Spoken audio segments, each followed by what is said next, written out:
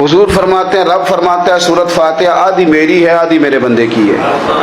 جب اس نے کہا الحمدللہ رب العالمین الرحمن الرحیم مالک یوم الدین ایاک نعبد و ایاک نستعین، جب یہاں تک وہ لفظ کہتا ہے تو یہ حصہ میرا تھا۔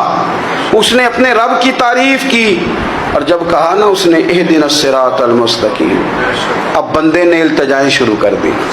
اس نے کہا کہ مالک بھی تو ہے، رحمان بھی تو ہے، رحیم بھی تو ہے، عبادت بھی تیری کرتے ہیں تو مدد بھی تو تجھی سے مانگنی ہے نا۔ اب مہربانی فرمانا اہدنا الصراط المستقیم، ہمیں سیدھا راستہ دکھا دے، صراط الذین انعمت علیہم، ان لوگوں کا رستہ دکھانا جن پر تو نے انعام کیا ہے، غیر المغضوب علیہم ولا الضالین، ان کے رستے پہ نہ چلانا جن پر تیرا غضب ہوا، جو گمراہ ہو گئے ان کے رستے۔ تو نماز میں جب ترجمے پر آپ کا غور ہوتا ہے تو آپ کا تو دل خود